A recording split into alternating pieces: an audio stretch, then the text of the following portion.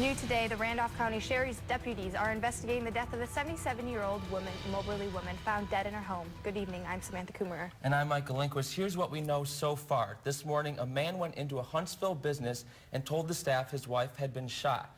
One Randolph County Sheriff's deputy met with the man while another went to check his rural home.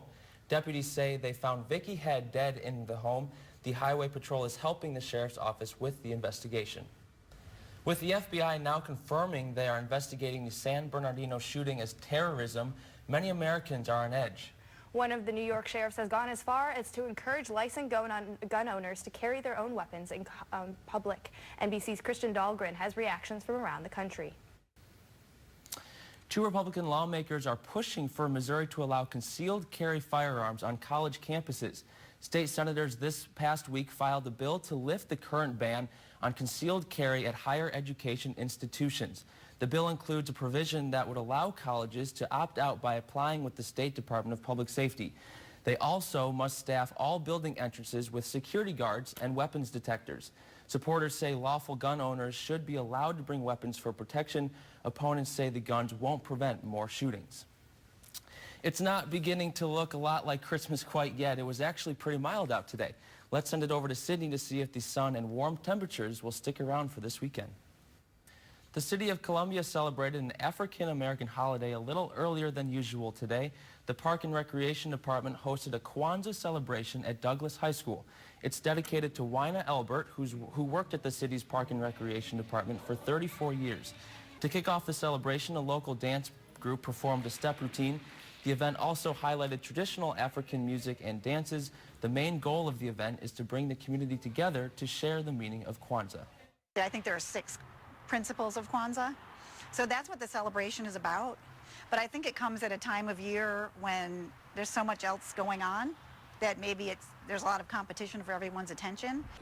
In Swahili, Kwanzaa stands for the first fruits of the harvest. It is typically celebrated in late December until the beginning of the new year.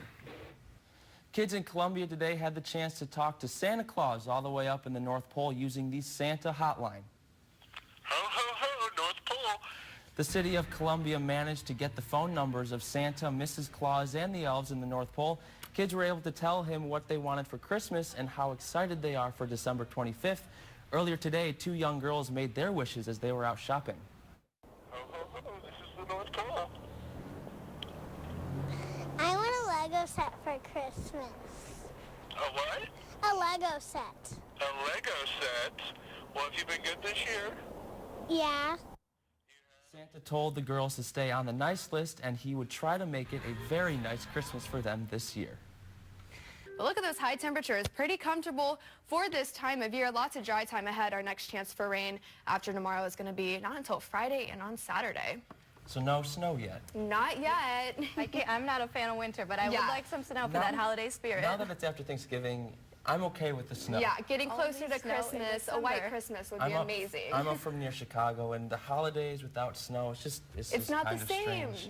Yeah. Stick with us. We have much more coming up after the break. 2 people are hurt, including a police officer, following a standoff and shooting in Wisconsin earlier today.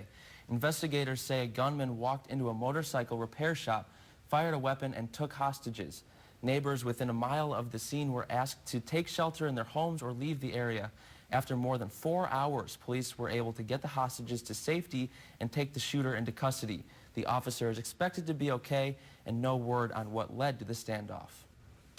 We've got a full night of high school basketball action coming your way. That's next in sports.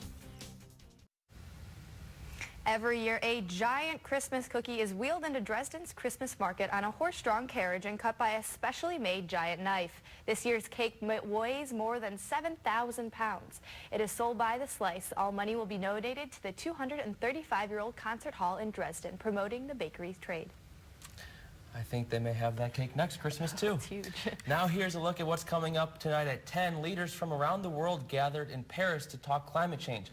Now a message from space is urging them to work together. Plus, we'll be bringing you highlights from the city's 76th annual Christmas parade. And clouds move in this evening and overnight as that cold front moves on through. We do have a chance for a shower or two throughout your Sunday tomorrow. Otherwise, it's going to be pretty cloudy. Good news is mild temperatures return for this week. Sydney, thank you, and thank you for watching. That's our time. Have a good night.